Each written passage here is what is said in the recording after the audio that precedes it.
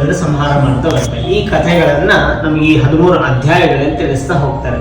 ಇದಕ್ಕೆ ಈ 13 ಅಧ್ಯಾಯದಲ್ಲಿರುವಂತಹ ಶ್ಲೋಕಗಳನ್ನ ಮಂತ್ರ ಅಂತ ಕರೀತಾರೆ. ಎಲ್ಲದನ್ನು ಮಂತ್ರ ಅಂತ ಹೇಳೋದಿಲ್ಲ. ನಾವು ವಕ್ರತುಂಡ ಮಹಾಕಾಯ ಹೇಳಿದ್ರೆ ಅದನ್ನು ಮಂತ್ರ ಅಂತ ಹೇಳೋದಿಲ್ಲ, ಅದನ್ನು ಶ್ಲೋಕ ಅಂತ ಮಾತ್ರ ಹೇಳ್ತಾರೆ.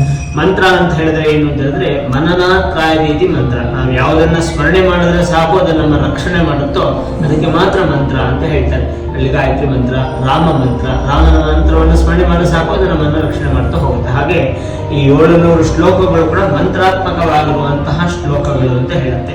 ಅಂಥದ್ದನ್ನ ಪಾರಾಯಣ ಮಾಡಿದಾಗ ಸಾಕಷ್ಟು ವಿಶೇಷವಾಗಿರುವಂತಹ ಫಲಗಳು ನಮಗೆ ಪ್ರಾಪ್ತಿಯಾಗುತ್ತೆ ಅಂತ ಹೇಳುವಂತಹ ಉದ್ದೇಶ ಏನು ಬಂತು ಅಂತ ಹೇಳಿದ್ರೆ 6 ಜನ ರಾಕ್ಷಸ ಇದ್ರು, ಅವರನ್ನು ಸಂಹಾರ ಮಾಡೋದು, ಇದೆಲ್ಲ ಕಥೆ.